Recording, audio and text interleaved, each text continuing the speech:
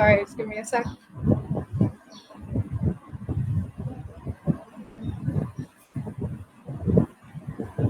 Okay,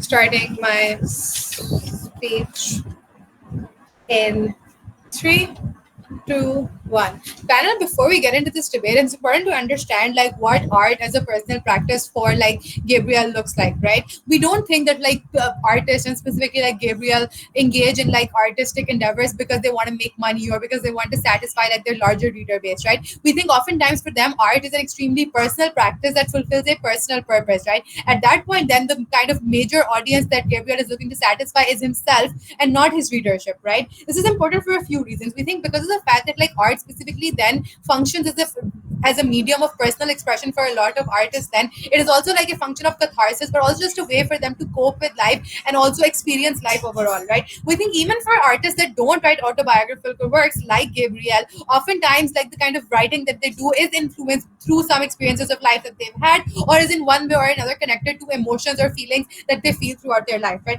At that point, we then think that their art oftentimes becomes a personal repository of emotions, very closely to what you and I would call our journals, perhaps, right? We think at that point, then when you actively have art that is so personal, that is such a personal endeavor, and you actively have like a certain wishes of how they want their art to be distributed within the world, it's important to like respect those for Gabriel in the first place, right? Because imagine it's the same thing as like you writing a journal, you actively telling your kids, hey, this is my journal, I don't want anyone to be reading this, and your kids still like making like it publishing it to like the entire world after you die and not honoring your wishes, right? We don't think this is okay, and we think this principally bad to oppose, right? For a few reasons, right? We think that artists generally have the right to choose what happens with this work. Like this looks like me making a drawing and me actively being able to choose if I want to show it to my parents, if I want to publish it in the newspaper, if I just want to throw it in the bin, right? We think at that point, because I am the rightful owner of that property, because I am the one who created it, I should have that end right of understanding where that goes, right? But then also we think that simply because the fact that like living artists do this all the time, right? You have musicians that make music that they never release,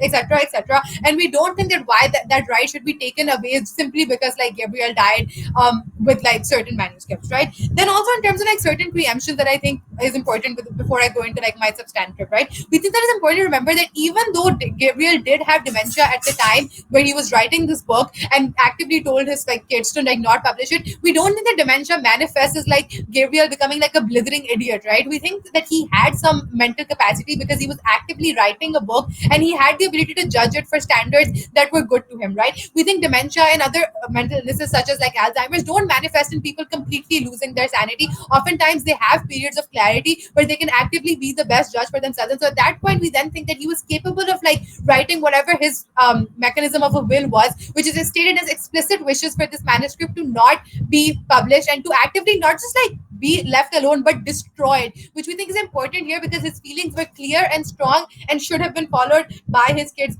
in the first place, right? We then think that what is our principle in this debate over here? We think that our principle is in the debate is like the artist's inalienable right to their own work. Why? What does this look like? We think that generally there's a large spread consensus in contemporary world that everyone has an inalienable right to intellectual property. This looks like me writing like an amazing academic paper and me having the ultimate choice of whether I want to publish it in a journal and actively share that knowledge with the world, or if I just want to keep that knowledge to myself. It does not matter at the end of the day like what larger purpose my work is serving, as long as I am the one who is able to choose if I wanted to serve that purpose within the first place. Any utilitarian framing that opposition is going to paint out for you in terms of like, oh, this book healing readers is not true, because at the end of the day, it does not matter what larger impact this has, because you need to actively respect the artist's agency over their work and their property, because it is agency that all other rights are linked to. And if you effectively dismantle that, then you leave yourself with no moral ground in the first place, right? But then also, lastly, in terms of like why we think the specific right becomes important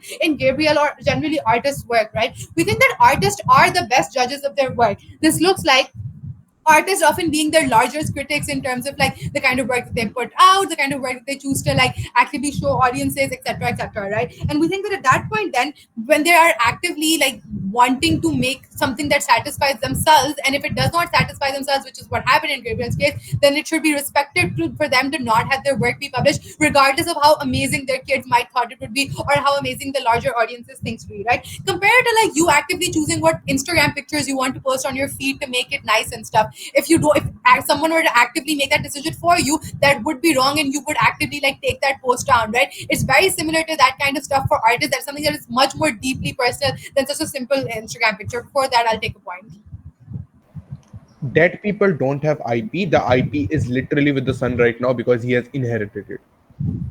That people don't have what? Dead people don't have or can't hold IP rights. The IP rights has literally passed to the Okay, son. sure.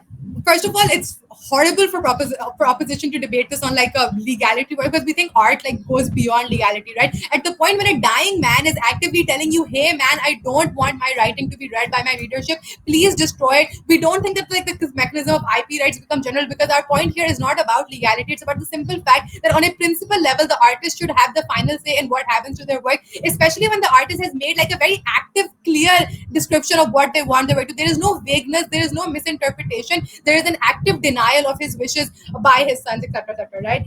Horrible POI. But also moving on to like my practical line of argument, right? Why does this simply become important on like practical terms? We think that at the point where you actively take away like the rights of an artist by actively like publishing their work posthumously, you also take away their ability to defend their art in the face of criticism, right? We think is an important part of being an artist, because you have to understand an artist's work doesn't just stop once they like publish a painting, right? Oftentimes the kind of responses that they get to it, or the kind of critiques that they get to it, often end up like actively influencing their other work, but also they are able to defend themselves, right? This looks like me being able to actively respond to like my critics, etc. We think that when you don't just end up like taking away the right to like agency for Gabriel, but you also end up taking away his right to defend his own work, which is not okay, right? But then also we think this is like a very big potential to harm his legacy, because you have to understand that he actively did not want to publish this book, not because he was having like self-esteem issues, but because he actively thought that it was substandard and was not up to his standards, right? When published, most readers also agreed that this was not his best work.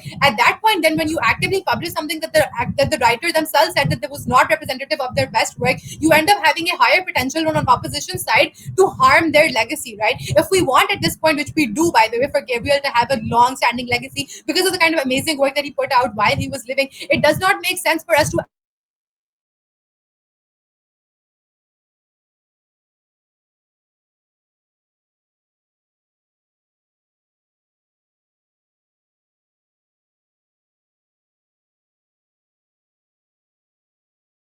protect artists' right to their own work in a world where artists are already being exploited. Proud to propose. I thank the speaker for a very fine speech. I'd like to welcome Elo to start the offside case. Here.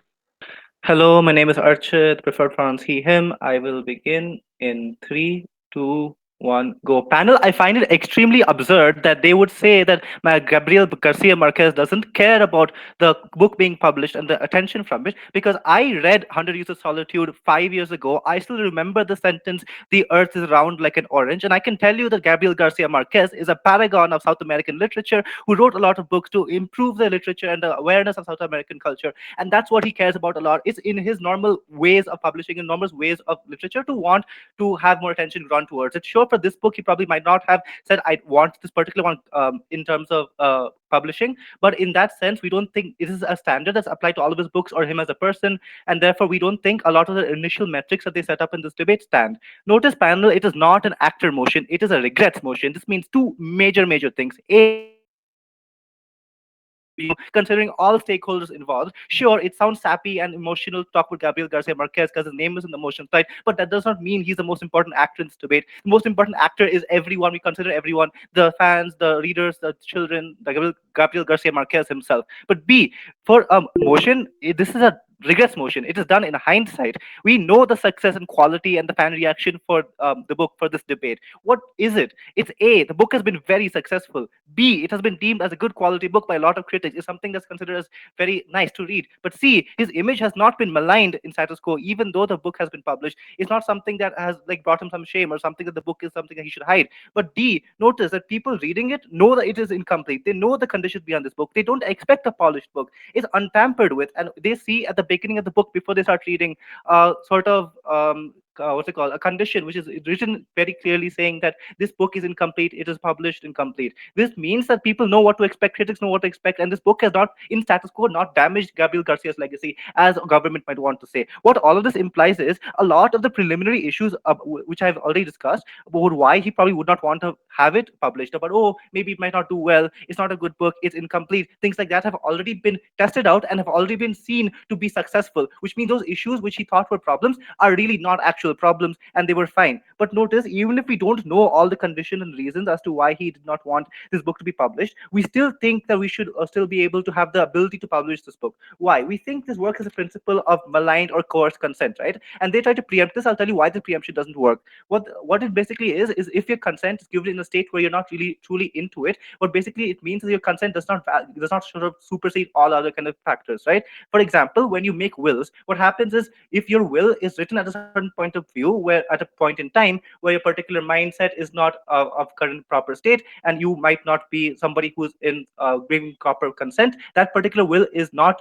considered as valid, and the previous iteration of the will where you were in proper state of mind is considered valid, right? What is the tipping point in this? They say is that you have to be completely insane for this kind of thing to happen. That is not necessarily true. The burden of proof to show is that beyond reasonable doubt is somebody who is not in a good mental state of mind to for this kind of will to be taken in a previous point of view, right? What this basically means is, in this particular situation, this man was going through dementia, was going through a lot of mental conditions, and he was not in a proper state of mind, which basically means that his ability to say yes, I want to publish, no, don't want to publish, is under question. Even if he can't say it's completely sort of he did not give any consent at all, that is fine, because as long as I show, as long as I put a cloud about how much consent there was, we can show that there's not really a strong principle inside government. And they're meck about, oh, he's able to write a book, so he's sane does not stand, because you can write anything you want in any kind of mental condition. It doesn't necessarily mean that they're in stable state of mind with regards to what they want in their with regards to their legacy and things like that. Notice then, who is then the best determinant of what should happen to the books? It has to be the children, right? Because they're the ones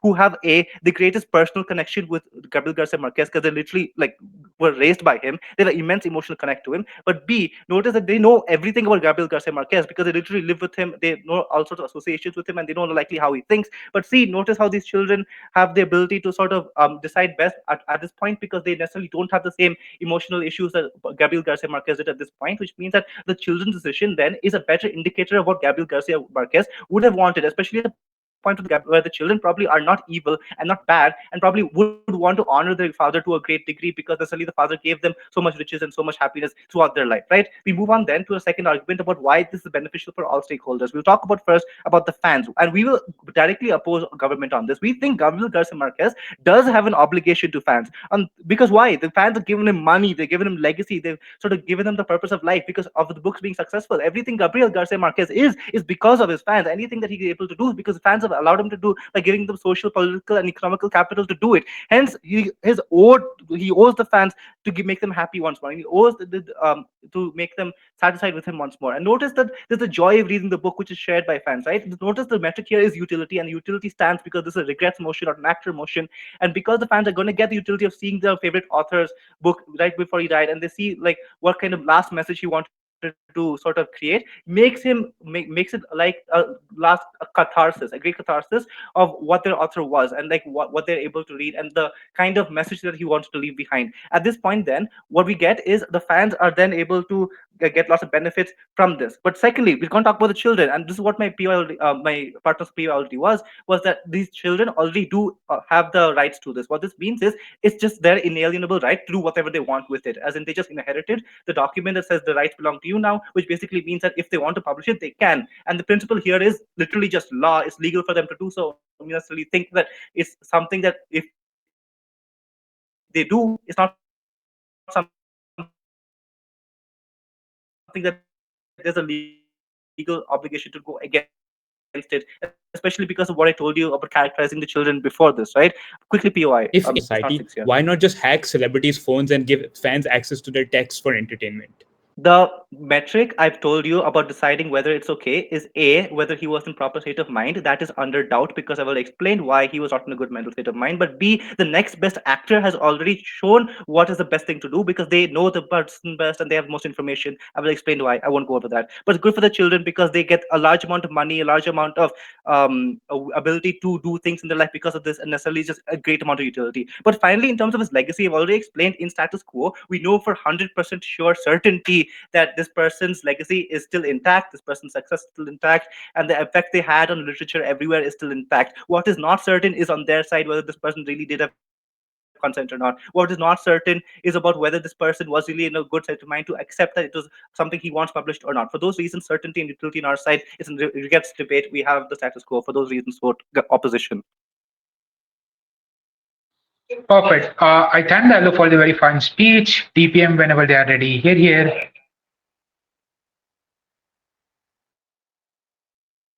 Yes, am I audible?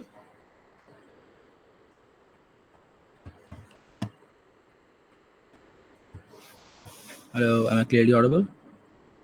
Yes, yes, you are perfectly audible. Okay, fine. I will be starting in. Wait. Okay, I'll be starting in 3, 2, 1. I'm gonna break down all of these sessions that side opposition brought to you one by one. First thing that they said was that Marquez isn't the most important actor within this debate. It is the people themselves or the wider like social net benefit that you can get within this debate. I posit you that number one, I think Marquez is probably the most important actor within this debate. Although we will posit to you that we will benefit other actors too. But first, I posit to you that the reason why Marquez is the most important actor is because of two metrics. Number one, the agency metric. I think within this debate, the person whose agency is likely to be taken away or is at the risk of being taken away is Marquez in and of themselves. I think people's agency who are consuming this art is not being taken away at either side of the house or is not at risk of being taken away. Same goes for the children. I think at the point in time where the trade-off in this debate becomes you taking away someone's agency, the person whose agency is at the likelihood or is probably being taken away is the most important actor. But secondly, I think Marquez is also the most vulnerable actor within this debate as well. He's a person who was actively vulnerable at the point in time where he wrote this book and was vulnerable to the exploitation of his children. I.e., his children could have published this book for their own benefits of selfish interests and stuff like that, something I'll talk about later. But also the simple fact that he was not someone who was entirely able to kind of stop this or take legal action because guess what? He was fucking dead when this happened, right? I think at that point in time, the vulnerability from a vulnerability actor as well, Marcus is the most important actor. Therefore, I think insofar as side government proves to you where Marcus or his rights are better off within this debate, I think we're gonna do that very, very well. Secondly, this idea of reputation, right? And the idea that side opposition gives you is that the book has been successful in retrospect, therefore there was no harm to this reputation to begin with. I think that is not where this debate lies. I think that's a tautology. I think the debate lies where that at the point in time where this book was published or was about to be published, was there a potential of harm to begin with as well? I think there was a significant potential of harm at the point in time where this book was being published. Why? Because guess what?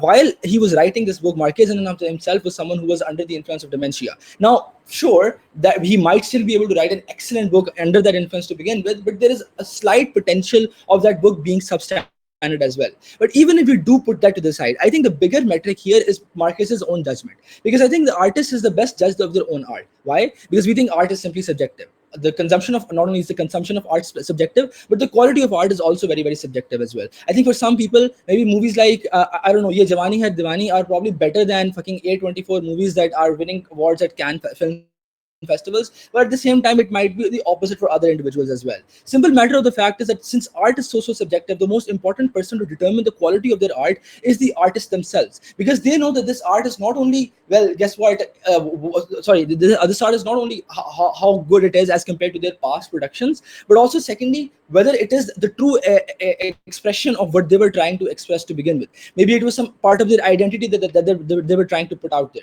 Maybe it was some past life experience that they were trying to express through that art. Maybe it was a political opinion, something like that. I think the best way for that, or the best judge for that kind of stuff, is the artist themselves. I think at the point in time where the artist knows that this object is substandard, I think they can make this judgment over whether this book was likely to be successful or whether it would harm their reputation as well. But also thirdly, I want to completely directly clash with this idea as well. I think it is an assertion that the book was successful. I think if you read reviews and if you read like kind of like critiques over this, people do posit this claim that this was probably not his best work out there, and it did harm his reputation in retrospect to begin with. But I think this clash of facts isn't really going to win any side of the debate. I think we give you two structural reasons for why this is the reputation, the potential for reputational harm is very likely at their side of the house, which is why we win this debate. But thirdly, the idea of consent, right? They tell you that wills written under poor like minds, or like when people are not considered like properly in their mind, are not considered valid, right? And like, you know, people don't necessarily have to be completely insane for these wills to not be considered valid. First thing I will posit to you is that regardless of the fact that he had dementia, he was okay. He was good enough for him to be able to like write a book, right, and write a very, very influential book.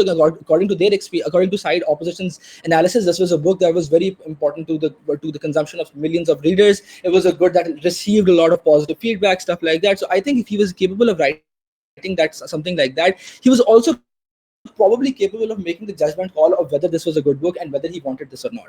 But also, secondly, I want you to notice here that the judgment call for whether you want something or not is also very, very different, in the sense that, look, this is not a decision that he's making about whether I can, you know, get essential life-saving surgery and whether I'm in the right mental position to make that sort of a judgment as well. I think the bar for making decisions when it is things that you produce out of your own hands is lower, i.e., even if he was under some sort of influence, I think the bar is simply lower as compared to other will-related decisions. Because guess what? This was an art that he created out of his own expression, and was like, this is basically like singing, and then someone records that song out of your own consent, without your consent, and then decides to publish it. I think regardless of how good, how well you are in your mind, I think you can still make the judgment call of whether you want it published or not, right? But also thirdly, again, I think the metric of judging one's art again belongs to oneself. Even if he was not in his best mind, he's still the only person who can be a judge of whether that was a good thing or not, and therefore is the only person who can consent to whether that should be published or not as well. Then this idea about how children can decide the best and they have the best interest of their father at hand, I don't think that this is substantiated well enough or mechanized well enough. They just assert that children are really, really nice people. I posit to you that these children can have selfish incentives like feeding off of their dad's reputation or earning a lot of money and then sharing it within themselves. I think this is a very human incentive to have. Greed, I think if these individuals are greedy, then they can kind of exploit their father's art as well. But I also think that art cannot be but before I move on, actually time is running out, I'll take a POI. Yeah, if my dad dies, he give me a land. Can I send that back? If your dad dies, can you send that? You can send that back. I'm sorry, this is different. I want to posit to you that this is very, very different from land and other types of property as well, by the way, panel. I think art in and of itself is unique because it is an expression of your own mind, of what goes on in your own mind. It is not land that you bought from someone and are now giving to your children to begin with. It is the simple fact that the music that I create or the books that I write are an expression of who I am, and are going to define the kind of reputation that affect me as an artist as well. Insofar as we prove to you that, number one, this in unique definition that art has gives unique consent or gives unique agency to the artist, and number two, that this gives you this can uniquely impact their reputation as well, decisions over this. I think we win this debate, and I think we have done that very, very effectively as well.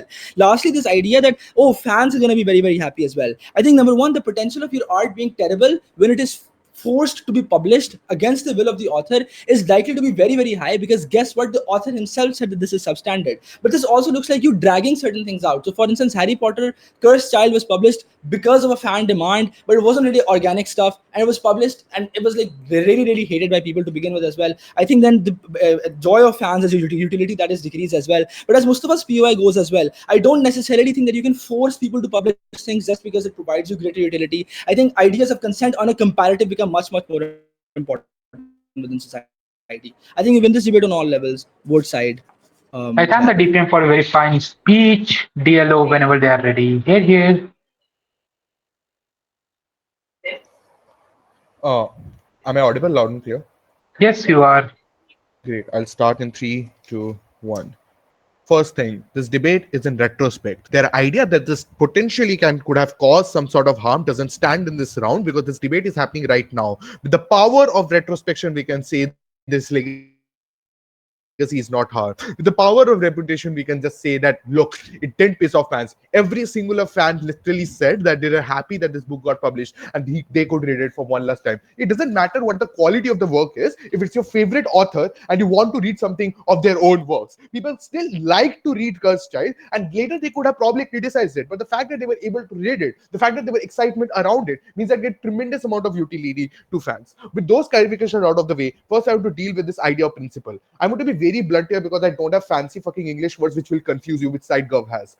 Dead people don't have consent because dead people don't have rights which they can exercise it. The way Gabriel Marquez necessarily exercised his agency before dying is by telling his sons that they control everything he has, because the will says that the manuscript belongs to its son, and that point of time it belongs to them. There is no amount of questioning of this fact because Gabriel literally wrote this in his will, and that is where they can control his manuscript and do whatever the fuck they want to. There is no amount of consent which gets questioned in this side, because if dead people could have consented, then nothing would have ever smoked out in terms of inheritance. Their reputation to my POI then becomes that art is something which is different because it's part of your own expression. These are just words. Even money is your part of your own expression because there's something which you have. If you have emotions, if you have thoughts which allows you to create art, it's your also your own money which allows you to buy stuff like land and everything else. If I can control my dad's land when my dad is dead, I can also control my dad's manuscript when he is dead because it belongs to me at this point, and that's how Gabriel Marquez has necessarily exercised his agency. Why dead people necessarily cannot consent to things and why it doesn't matter in this round, the principle is really farcical. Because dead people have no way to exercise their agency. They can only do it via proxies of their closest family members or whatever their legal document necessarily says. The way Gabriel Marquez's exercisation of agency can happen is only via his sons, because the sons act as proxies by Gabriel's own perusal. That means that sons can decide what they want to do and what they don't want to do. Why this not harming Gabriel's consent and so on? Because Gabriel cannot consent. If he would have not liked his sons to control his manuscripts, he could have destroyed it on his own. He necessarily could have not allocated this manuscript and allowed his sons to own it in the first place. The reason why he did it, because sons necessarily can control how his assets look like in the future, and that's how they exercise their agency. What is the principle which actually makes sense in this round? But before that, they necessarily have to prove why this principle is something which is absolute, because you cannot apply this principle altogether whatsoever, because that means that dead people assets literally go nowhere because you cannot control them, because you don't know what your dad would have wanted. Even if he says a statement, that doesn't matter because you necessarily can control the land because it's your own. The principle itself is not consistent with literally every single thing. Principles need to be absolute. What is a principle which actually makes sense in this round, which they have no engagement with? It's the idea of an obligation to fans. Their refutation from the first speech is that Gabriel does this for his own personal life and belonging. I have multiple responses to this. The first thing is, if he actually would have wanted it to do only for his personal thing, he would not have sold his fucking books. He would have kept it on his own, written and read them on his own. The reason why he sold his books, because he wanted people to know his story, because he wanted people to appreciate his art. His validation from other people matters, and that is why he struggled to get it published in the first place. If he would not have cared about his reputation, he would not have gone to accept a Nobel Prize in literature. The reason why he did all of those things, because external validation matters to this person. Otherwise, he would not have sold books in the first place. Second, he doesn't care about money. That's bullshit. Otherwise, he would have sold his books for free. I'm not really sure why that happened. He would not have sold his movie rights in Spanish cinema. Otherwise, if he would not have cared about his money. The reason why he cares about all of those things, because material wealth and fan validation is the only thing which allows him to do what he loves most, creating art. If he would not have made money out of this, he would have fucking starved to death. He would have been working as a factory worker. The example of this is important because of the money which fans are able to give him allows him to sit at his home and write books which he actually wants to do. Which is to say, if he wants to book for himself for his own expression, the way he channelizes this and this materializes is because of fans giving him money, is because of fans giving him validation and fans giving him money. That's why he owes an obligation to them. Because if it's true that Marquez would have really cared about writing his books, it's the fans which allow that to happen in the first place. Why this is important? Because this means that if we prove to you why this is good for fans, this is good for everybody. First, this is good for fans for multitudes of reasons. One, it doesn't matter why the book is good or bad. It matters that it is written by Garcia Marquez and they necessarily get to read it in the first place. Every singular fan was excited that after 10 years of his death, his book was written. That phase of excitement itself is euphoria, which is positive utility for these fans. Secondly, even if you don't like the book, you necessarily got the chance to read your author for the last time. I don't know where they're getting their news from, but if you just open Google right now, type the book, type review, you will necessarily see how fans necessarily appreciated the fact that the book was published and they were able to enjoy him for the one last time. This is important because this means that there is positive feedback loop coming from fans themselves, which means that fans necessarily are happy about this. Why this is important for Gabriel Marquez and how does that plays out? How is the weighing on that regard? Before I move on, POI. Okay, 3, 2, 1, no POI. All right. Why this is important then? This is important for a few reasons. One, Gabriel Marquez doesn't matter because this is one person. So it's not something which is principle that his consent was violated. It was a request which necessarily would have made him sad that his sons published him. Even if would have made it sad, one, I have already proved to you why this is not a violation. But even if it's sad, we are able to take that trade-off because instead of Marquez making millions of his fans happy by getting this book published on net, this is positive utility. Secondly, Marquez doesn't have an option in this because whatever he has, the fact that he was able to write a book, the fact that his sons were able to lead a comfortable lifestyle, the fact that he was getting treatment for dementia and lived after it, everything is owed to the fans and the money the fans gave him, which means that whatever the fans could do to make him happy necessarily happened. They cannot posit that there was a potential to harm because this is a fucking regrets motion, which means that you have to retrospectively debate and look at what exactly happened. If there was no harm, there was no harm. They cannot argue this based on potential. What does this prove to you then? The only metric then becomes that was it principally just? It is because the fans own it. Is it a good thing happening on net utility? It is because the fans are happy. Couldn't be more proud to oppose. I thank the speaker for the very fine speech, welcoming the GovWeb speaker to continue their speech. Here.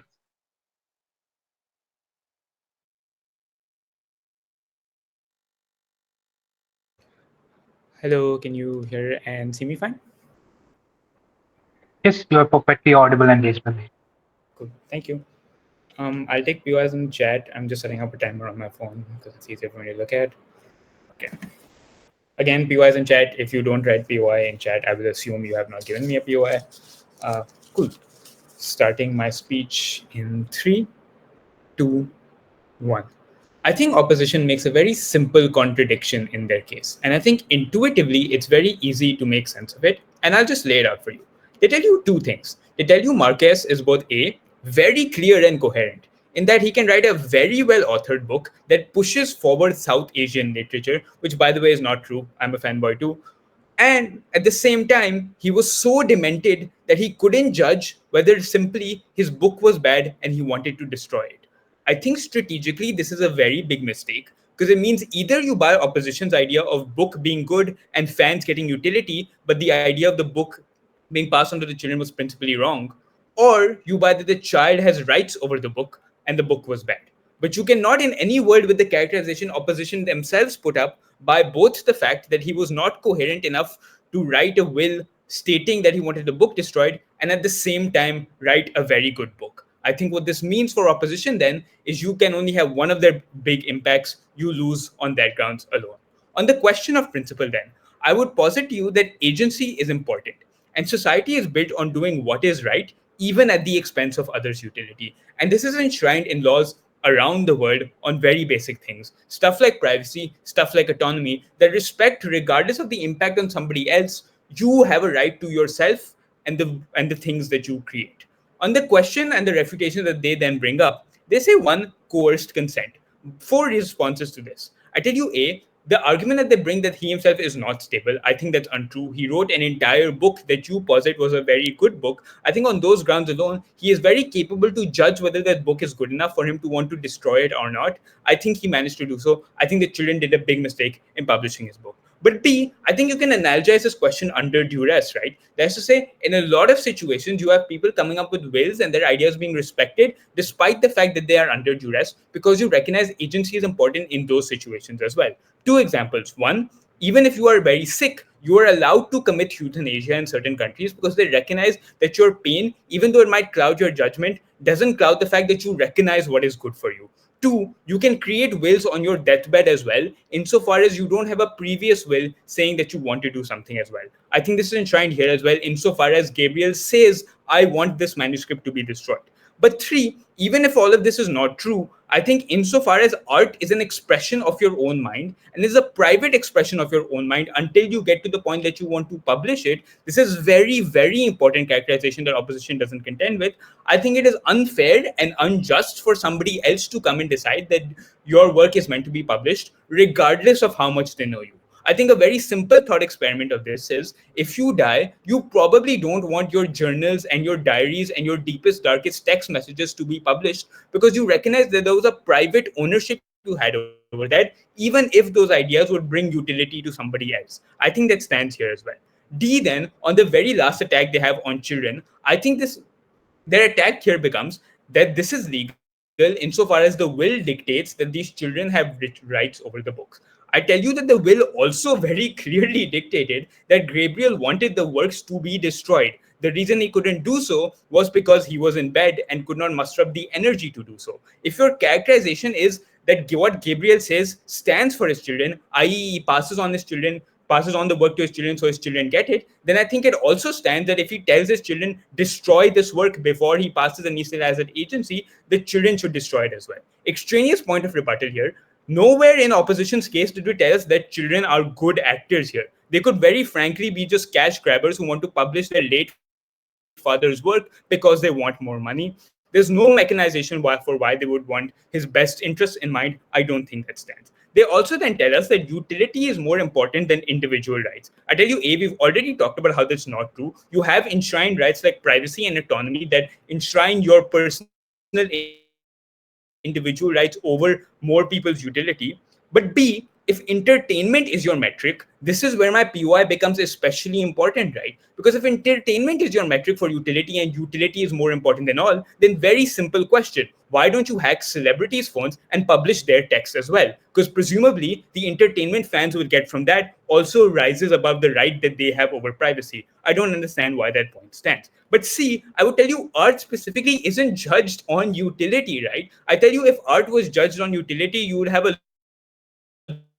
lot more charitable donations and society derived based on your subjective experience with it. So proposition can't just come up and say, oh, utility mil jati hai when you engage with the art. They need to explain to us about the subjective experience of engaging with that art when you know that the author was like sort of hounded or scammed at his deathbed is so important. Before I move on to the practical, I'll take a POI.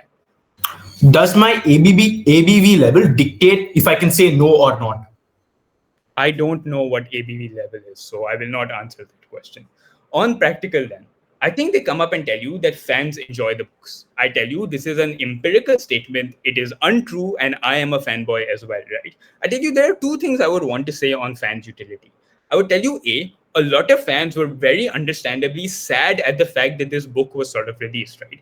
That's to say, their author on their deathbed said he does not want this book to be published because he is afraid it will tarnish his reputation. And in that regard, that book was still released. I think this made a lot of fans sad in the fact that their favorite author's final wishes weren't respected. I think you can see this in around the world in other situations as well, right? When like Juice WRLD's songs were released posthumously, you had a lot of fans saying that that stuff should not have been done because you need to respect the artist's right to decide when his art should be gone public. So I think on fan utility, fans are also very likely sad as well. But B, like, quite frankly, guys, the book was bad. I've read hundreds of Years of Solitude. I know how he writes. He has hundreds of characters in his book that are hard to make sense of.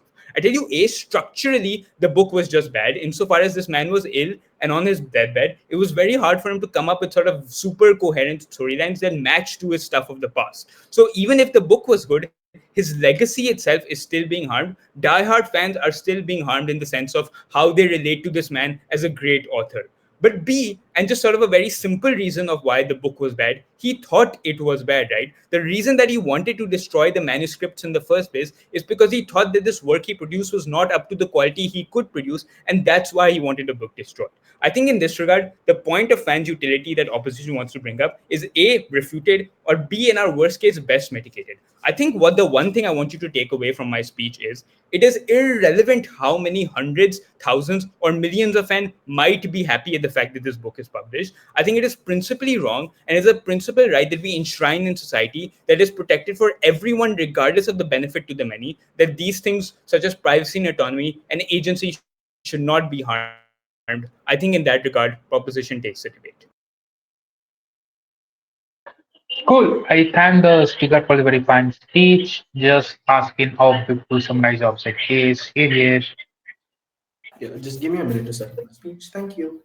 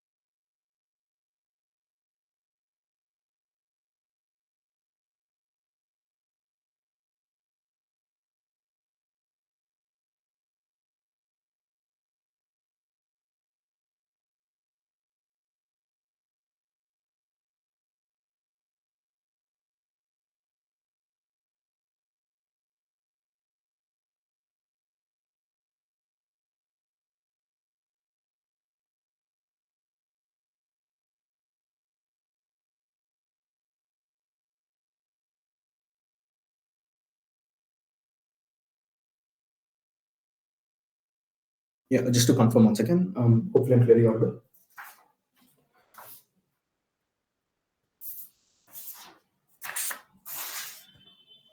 Sorry. I was talking on mute. Yes, sir, perfectly audible.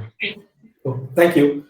With that being said, I'll start my speech on the countdown of 3, 2,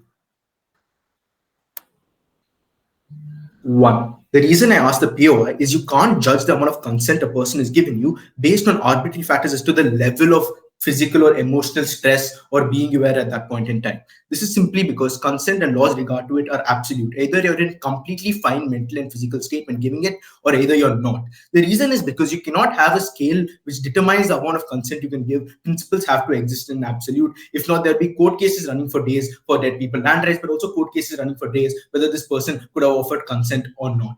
But moving on then, I think if you're able to then go ahead and believe the fact that consent or any type of will written has to be an absolute in the first place, a dead person doesn't have this. Why? Legally, also seeing it from a legal standpoint, the moment this person has signed off his will, giving that any property he owns goes to his children, is an absolute, simply because a dead person cannot offer you consent as to what happens with it. But moreover, I don't think he was in a correct mental state to make legal decisions that, in fact, determine one's amount of IP rights or how his will is enacted. This is because this also exists in absolute. I don't think the amount of alcohol you consume or the amount of sickness you have is a scale.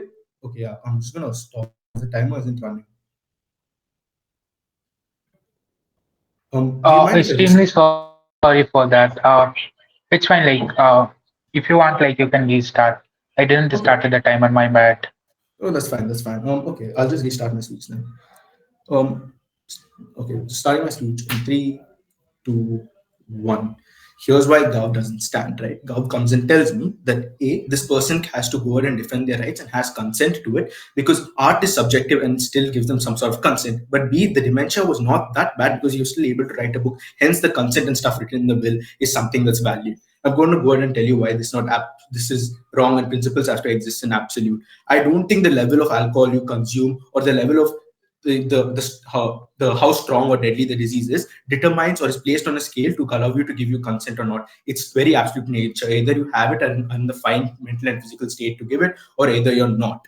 This is simply because you can't determine which person is at which state to continuously have this ability to go and paint a will or give you consent. But moreover, two things. Gabriel, when he was in a fine mental and physical state, decided to go ahead and sign off the rights of his IP property to his children, meaning his children are now free and to do whatever they want with the books, as long as they're in the fine mental state to do so, which I think I'm pretty sure they are. But moreover, because Gabriel is dead, he cannot go ahead and access any forms of consent because he doesn't have any way to then use this consent in society. But moreover, he doesn't get any utility from having this consent because he's dead. I don't think the fact that if he was able to write a book that was probably really liked by the fans, or was something that was able to be published and got a lot of money, he can also write a will. I don't think you can determine the scale of a sickness to determine whether this person can give you a will or not. It exists in an absolute. But why can you still go ahead and write a book?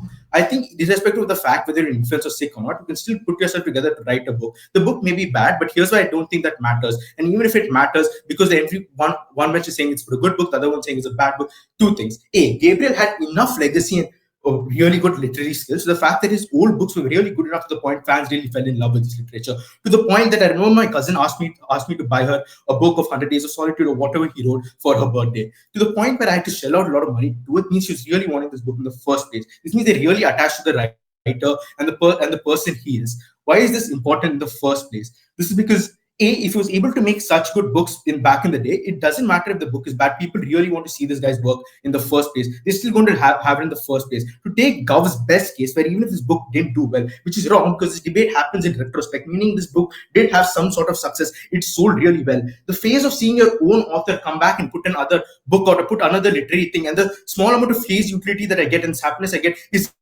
really important and principally correct. Here's why it's principally correct. If everything Gabriel is today in terms of social political standing, to the point people actually talk about him and really want him to do, and there's an active debate going around him, and he is one of the best Spanish literary authors to come out at his time, it's because of his fans. He was able to write more books, as the second speaker told, because the fans allowed him to. The fans liked his literature. The fans went and talked about his literature. The fans bought more of his book. He earned money from this. He earned a comfortable stay from this. He earned more social capital from this. He was able to produce more books from it. He was then able to do more of these things because they're fans. If he was able to derive utility from his fans and derive some sort of happiness from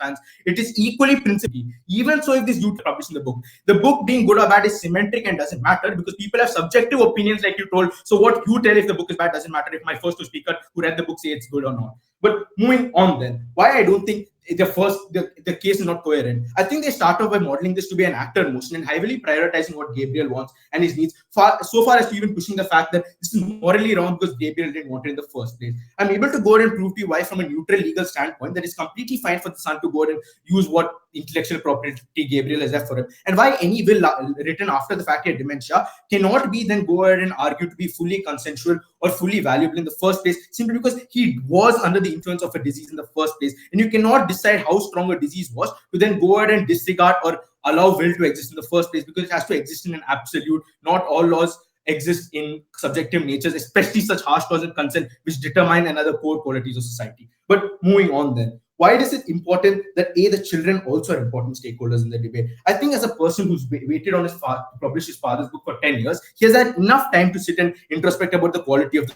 the book, because one, he doesn't want to destroy the legacy of his father. That's something that actively has also given him a good childhood. But B, I think anything that he's published now comes under the publishing of his name, meaning he's putting his name on the line, and any amount of funds and critics that come is something that's targeted towards him. So he's not going to release a subpar book.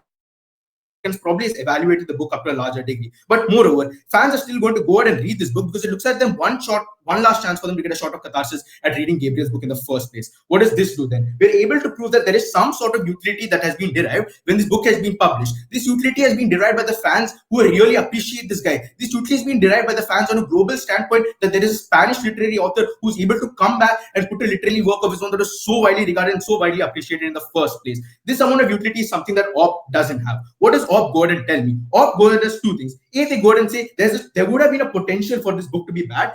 That's not true, but because it exists in retrospect. But moreover, the primary utility or the first shot of utility in terms of euphoria has gotten at the time when I just go ahead and view on the internet that Gabriel's book is going to be published. Why? It's because I see an author who has produced two wonderful books from 1977 that was able to impact a large amount of me and a large amount of friends of his come out. I just want to read the book. The book may or may not be bad. That doesn't matter. My first wave of happiness, my first wave of utility is something I achieve when I see the author coming and bring out the book in the first place. I'll take your PY. Please explain this contradiction in your case to me. You are saying he was well enough to assign his property to his Oh yeah, children. I'll explain the contradiction. Not I well understood enough. it.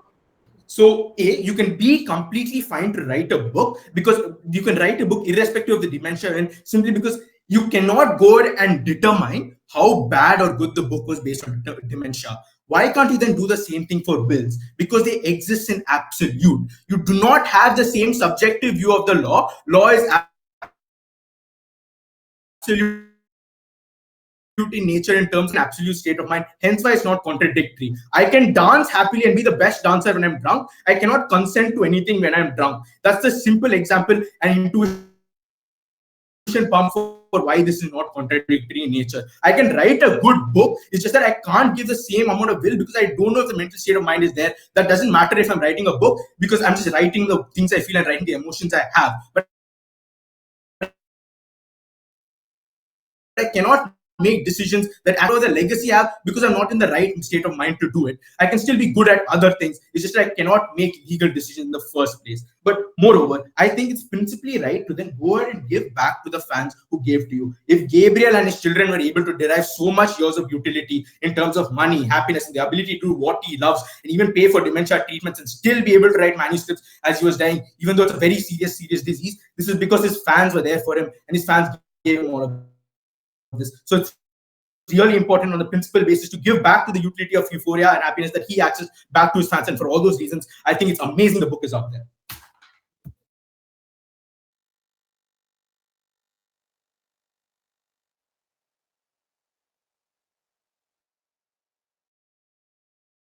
And the Yep. Am I audible loud and clear? yes, you are. Great.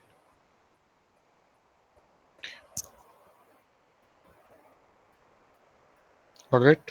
We'll start in 3, 2, 1.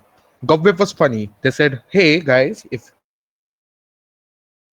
dementia was there, how can he like a will? He obviously wrote the will like years ago, like literally when every singular person writes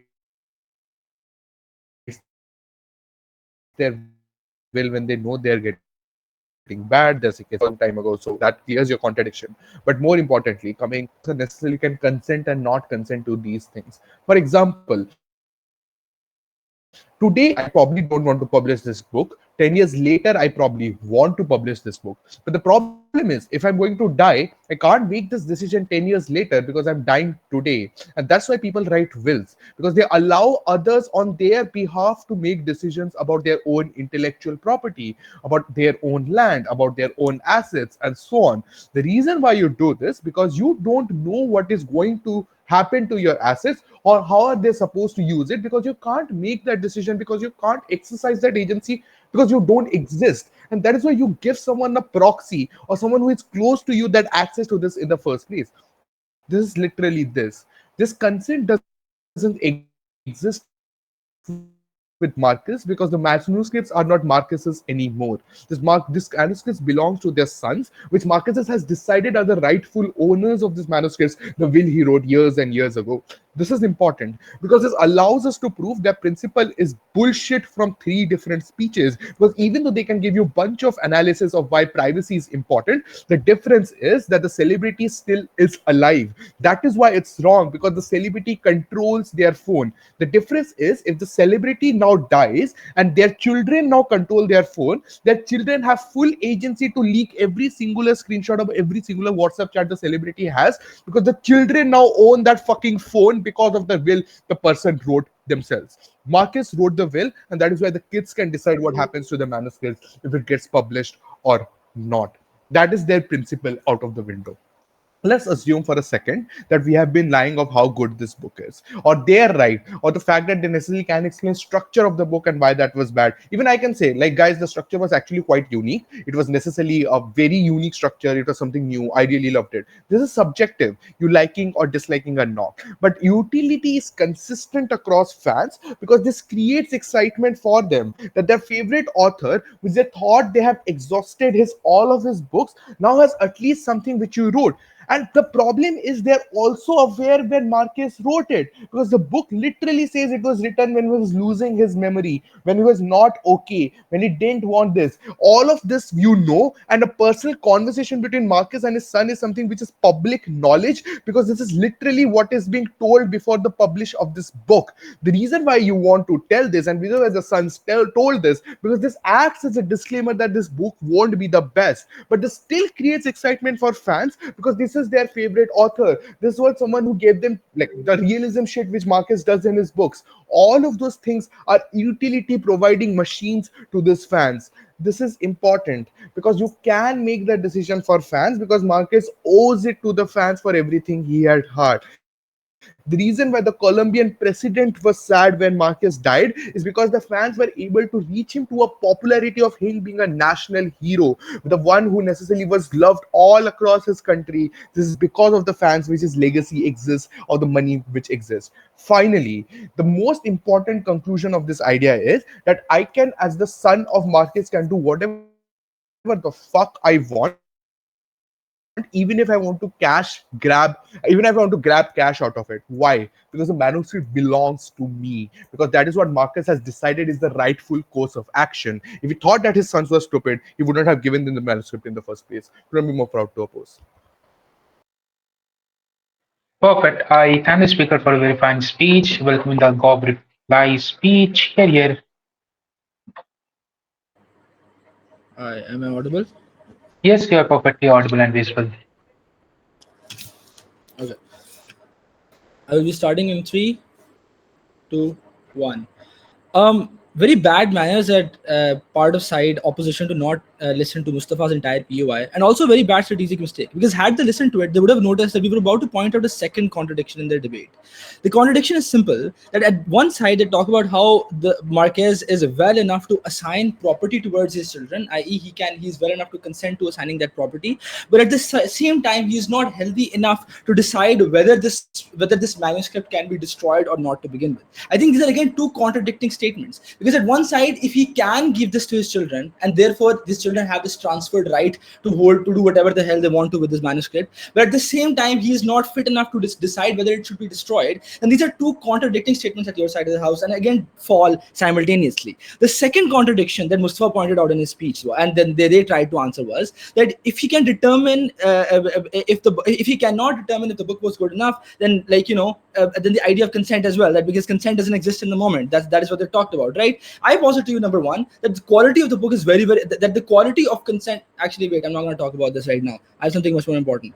I'm going to draw a very important comparative for you. It is a utility versus consent comparative. I posit to you that the utility of millions or thousands, actually realistically, is not really as important as compared to the consent of the one person that Marquez is. Why? Because the consent and whether my art or whether his art can be expressed or sold towards people is an enshrined cornerstone of our society to begin with. At the point in time when you take away this enshrined right of individuals, that their art or their property can be dealt with in whatever manner by individuals in society, even when they explicitly told you that we don't want this to happen, I think at that point in time you violate this, and for no matter how many people you are benefiting, no matter how many people you can extend this kind of utility to, I think you lose this debate at that point in time as well. But also very importantly, secondly, within this comparative, then we think Gabriel is much more important in terms of being the unique actor and the most important stakeholder within this debate. Not only does opposition fail to completely address at all Gabriel as an actor, but also fails to address the simple fact that Gabriel has the highest risk of being wronged, i.e., if his consent has been violated, then the likelihood of him being wronged, i.e., his property being sold, and the gravity of that is much higher than a few thousand people not being able to read something and being happy about it. I am sorry, panel, but the comparative of harm is much greater when you let this happen to begin with. But then the idea of consent, and I am sorry, I'm very frustrated right now, because How can a dead person consent? God fucking damn it. He consented before he died. He told you to destroy those transcripts before he fucking died. He did not tell you to do it after he died, panel. I think he never allowed his children to own these transcripts. He never allowed these children to do whatever the hell he wanted. He said, burn the goddamn transcripts. You're not even gonna fucking inherit it from me. Get rid of them. That is the case. That is where he consented. I don't know why that can't happen. I don't know why that is problematic as well. I then posit to you, and throughout our speeches, we posit to you that art in and of itself has a unique nature, i.e., art is very, very personal until it is published. I.e., I can write poems on my iPhone Notes app and not want it to be published, but if I die tomorrow and my fucking brother publishes it, I'm gonna come back from dead and haunt him because I did not want that to happen. I did not consent that to being happened. I think then at the point in time where art is a unique expression of myself, of my life circumstances, of my experiences, I have the exclusive right of not wanting it to be published, of not consenting it to be published. I think government wins this debate at that point in time as well. I think then at the point in time when we talk about reputation as well, I posit to you that not only was the book bad, if you want to compare facts, they're telling you, oh, book was good, we're telling you books were bad. I give you structural reasons. The very important structural reason, he thought the book was bad. He thought it was substandard. I think at that point in time, the potential for harm against Marcus's reputation exists. At the point in time, on a comparative, then when we can give you structural reasons and they lack any sort of mechanization over this as well, we win this debate as well to begin with. Their case is contradictory, it is under mechanized, and simply is stupid because they're just missing out on what the motion is supposed to be. We win this debate. Both side go. Perfect. I thank the reply speaker from the Gov side. With this, we come to the end of the round four. Just give us like 2 to 3 minutes to fill in the ballots and come back for OA. Thank you, everyone.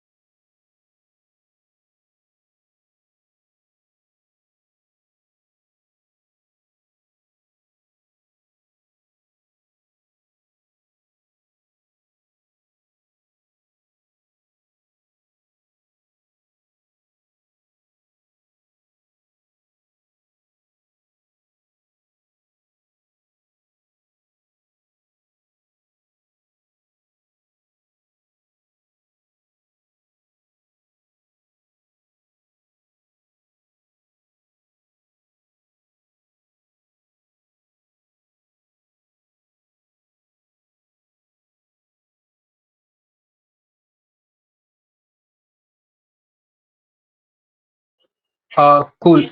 Akash, like, let me know whenever you are ready. I've just submitted in the ballots, so let me know. I can just drop out and you can start your way. Just give me a minute. Sure.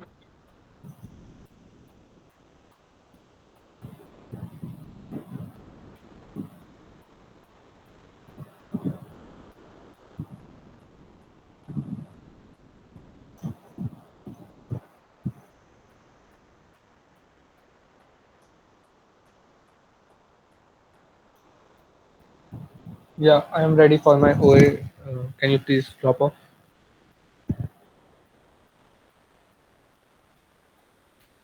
Cool. Dropping off. All the best. Just Thank like you. mention in the chat whenever you are done. Okay. Hi everyone, I am Akash Agrawal. I will be presenting my OA. Uh, the general structure of my OA would be that first I would give some general remarks, followed by my verdict, and then I would justify my verdict. Firstly, am I audible to everyone? Yeah, we Yep. can hear you. Okay, thanks. So some general remarks about the debate. It was a really good debate. Both sides engaged well with each other, and I really enjoyed the debate. Now coming on to the verdict. So by a very narrow margin of victory, government side takes the debate. So, moving on to the justification, first I would like to talk about what the debate was about. It wasn't a legal question whether the Sun had the legal right to publish or not. It was rather a very value based analysis. A lot of time was spent by offside proving on the legality of the thing, which was not really necessary. uh, Next thing is it's a this house regrets motion. So the both sides had the benefit of hindsight. So any potential harm or the infamy or the fame that the book received uh, was already known, and there was not no question about the potential of harm. With uh, with that, next thing is uh, there was a question about whether the children are the best actor for carrying out the will or not. So first of all, legally, yes, it is okay, but on the value based part, the side opposition tried to justify this by saying that they have received a lot of all the luxuries in the life from their father. They have an emotional connection to him. They have a incentive to honor their father, and that's why they are the best actor, which was well countered by the opposition side, saying that they also have a greed factor. There, since they got all the luxuries from their father's literature, uh, they have an incentive to get more money out of it, which is also given much more power by the fact that it was published after 10 years of his death. The next thing was that whether dead people have consent or not. The major justification for this by offside was that it is because just because they are dead, so they don't have consent. Not much mechanization was given to it. Uh, we have to evaluate on the basis of principles, which is that yes, they too have consent because they were once alive, and their wishes are to be should be fulfilled. And even if we accept that they do not have consent after dying, at least when they were alive, their actions, their wishes are they do come under consent, which is that he wanted those script artwork to be destroyed. Uh, then a lot of time was spent on the legitimacy of the will. The uh, In this regards, the opposition presented a very counterproductive assessment, whereby stating that on one side that the author can write a very well written book, but he or she does not have the intellectual capacity to carry out the will, uh, which was well countered by the government side, saying that dementia does not mean insanity, and hence the wishes legitimacy count. So, so finally, what is the main metric of judging in this debate? It is the question of author's agency versus the fan's desire. This can be broken down into multiple sub questions. The first being the judgment of an artwork. Uh, as both sides agreed in this debate that the judgment of artwork is very subjective. So it's the question falls down to the thing that whether the judgment of the artwork is by the author or by the fans. Since it is very subjective, every fan can have a very different uh, very different assessment of the artwork.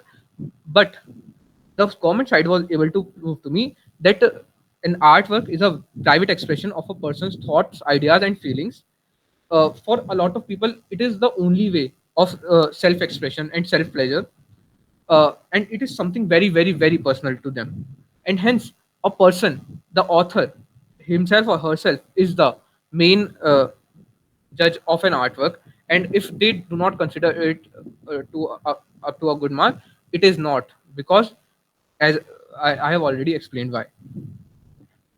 Then there was a proposition counter the proposition from opposition side that if he did not if he wanted to keep things private, why did he publish his earlier works? To that, it is a very simple thing. It is that person's choice. uh, he wanted to publish to make it available to the public some works of his, that is his or her own choice. For example, just because you post a dumb photo on Instagram once doesn't mean you are compelled to post all the dumb photos on Instagram, whether you want it or not. So uh, also, why didn't he destroy them themselves? It can be any number of reasons. He could not do it, he was too weak, or he just didn't want to do. Maybe he wanted to improve it until he died. As mentioned, he didn't know when he was going to die, but it was not really necessary for the debate. Now coming on to the fans desires. Now both sides presented many arguments, but all in all, the crux of those arguments was that some fans may be unhappy, but the majority of the fans were happy that this work got published. And hence there came the question of obligation of the author to the fans, which was majorly mechanized as that all the luxuries the author got, all the fame that the author got all the means that he got to raise his children. That was all because of the fans, and hence he has an obligation to the to the fans to give them pleasure one more time. So first of all, it I would have liked the government side to engage with this one a little more. But even if we consider that aside, put that aside, uh, the first thing is the money that the fans paid for his or novels, etc., was for that particular novel only, not the subsequent ones. They got what they paid for. They paid the money to get the pleasure of reading that particular novel, that the novels he agreed to publish in the first place. Also, if we are talking about that, all what he got was from fans, you also have to consider that the fans got immense pleasure, a pleasure that cannot be quantifiably measured from reading his artwork. So, don't the fans also have an obligation to the author to respect his or wills? So, based on all these points, by a very narrow margin of victory, government side takes the win. Any questions, especially firstly from the opposition side? No questions. Thank you. Government side, any question? Not right now. Thank you.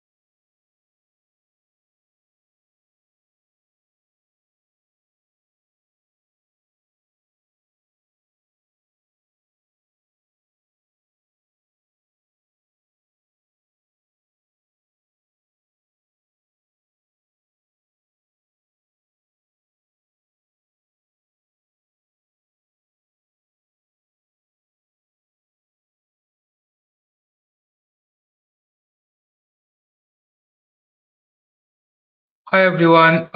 Confirm me if I'm audible and visible. Yeah, we can Yes, hear and loud and see you. clear. Perfect. Thank you.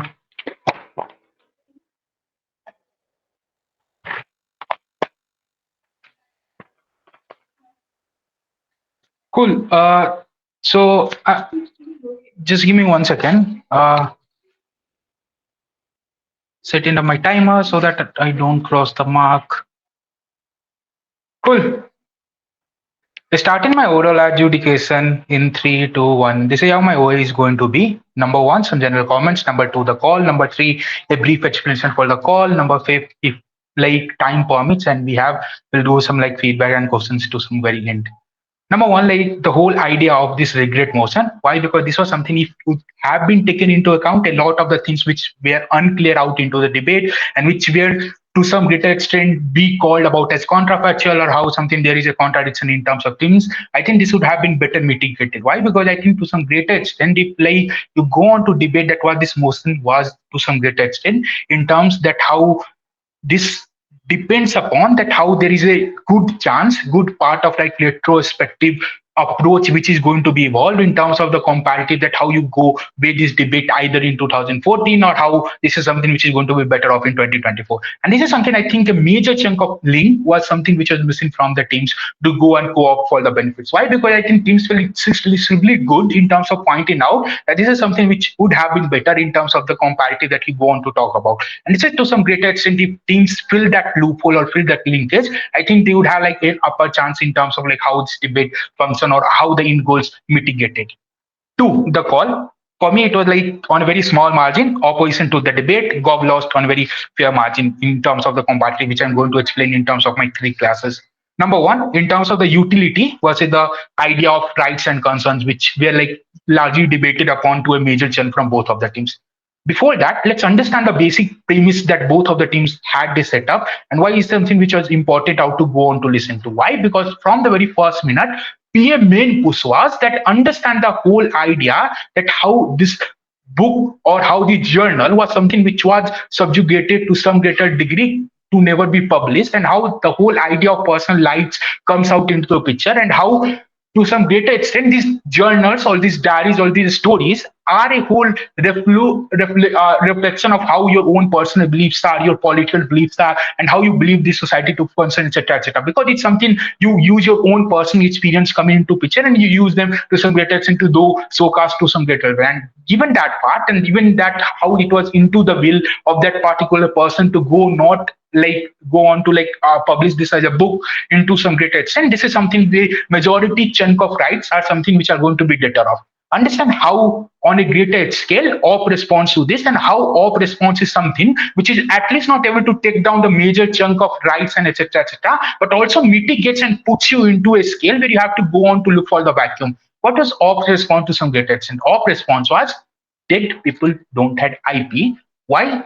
Three main reasons. One, in terms that dead people don't have those amounts of rights that you go on to infringe, but secondly, in terms that they go on to choose their close relatives in terms of the will or the inherent property which are going to like go on to exclusively go on to weigh out. This is something like when the POIO asks that when your father goes on to die to some great extent, where the particle set of piece of land or something which is going to be like directly belong to you or how it's going to be lookable. And this is something where it comes into picture. Why? Because I think the whole linkage that OP goes on to prove to you and understand that why it's something that's more uniquely diversified. Why? Because OPS goes on to talk to you to some great extent that look bro on our side of the house and this is something a unique counterculture coming up when they go on to try to bring that how the utilitarian world or how the principal justification for this fans is something which also a better picture out to weigh up. Two main reasons. One, in terms that if to some greater extent Martin would have like not go on to like publish these books or to some greater scale, the whole fucking life of that particular person would not be as what it is currently now in terms of like they still can be working out in a factory or is still dying out into poverty and this is something the Wayne looks like. Why? Because I think to some great extent Gov never goes on to counterfactual or like response to this that how it's to some greater scale looks like. But secondly, the whole idea of like owing to the fans and why that small idea of like fans getting that kick, getting that push is something which also mitigates you to some great extent. And this is where the main linkage comes in DLO speeches to really to weigh it out. That look, these fans have waited like for 10 years, and the adrenaline push to go on to weigh out these classes is something which also gives them a much more greater sense of this utility to come out into the picture. I think to some greater extent, and like exclusively agreeing to that this class is something which goes clearly out of the box. Why? Because I think neither to some greater extent or clearly goes on to like refute go in terms of that how these rights to some greater extent don't stand. But I think there needed to be a much more push coming from the gov side as well in terms of like living the benefits that how these utilitarian concern are going to be also voiced out to some greater extent. But secondly, here comes and like here the picture becomes much more clear in terms of the whole idea of like principality and how the practicality looks like out in the picture. Then go on to see the whole idea of legacy of this particular writer being harmed, or how this legacy is getting some amount of push to go on to talk about. Understand two main things and understand why this is something which is going to be much more problematic at spectrum. One, if the whole idea of like intellectual property or whole idea of Martin own books or journals, etc., being not published comes into a picture, it clearly looks like the whole idea of these particular artist to go express out into the public is something which go on to live life on a public validation. It looks like you publish some books, you go on to get that how public reacts to those particular things, and you get the adrenaline rush, or you get the kick that yeah, this is something that I could have improved, or this is where you go on to have. And the whole idea of utility, like you go sit out in your office and go on to write certain journals, is something which is directly a derivative of how these books are going to be responded by the fans to some greater extent, how these are something which are given a much more higher benefit in terms of like book fans going read out onto a final basis. But finally, in terms, leave all these aside.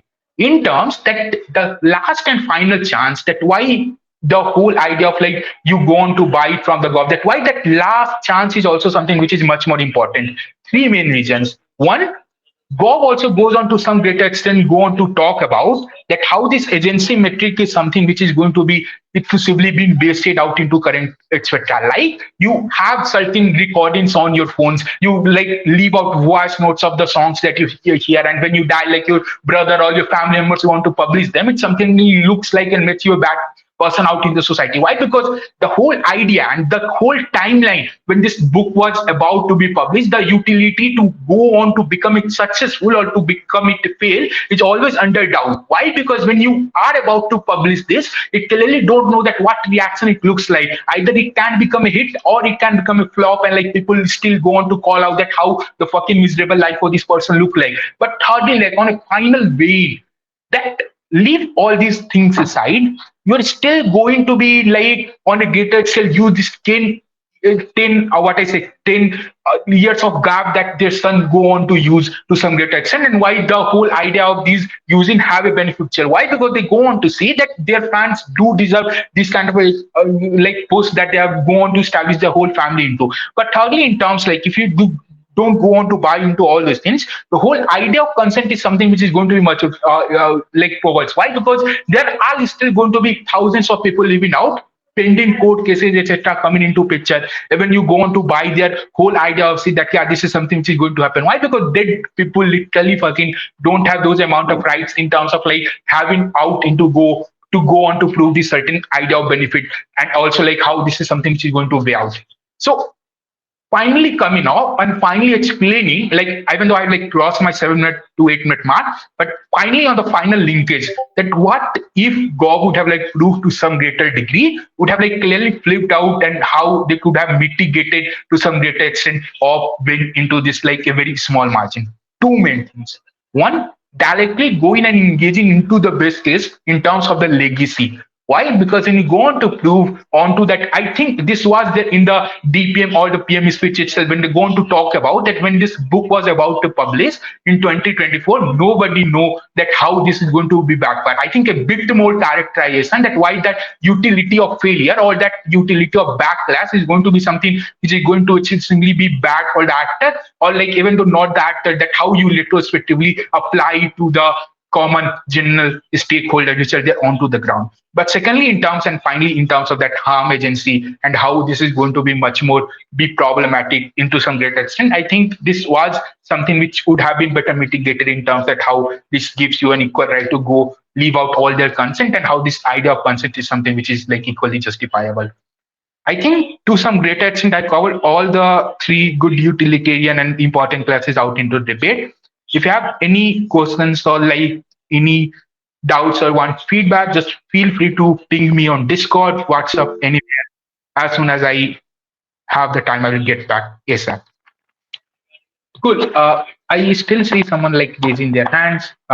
Yeah, go on. Should I ask the questions right now or like DM you later? Whatever works. It would be like highly appreciated, like if you can DM it. Like I will get back to you on that for sure. Okay. Sure. Thank you. Cool. Thank you guys for a wonderful round 4. All the best for round 5. Thank you, Pritesh.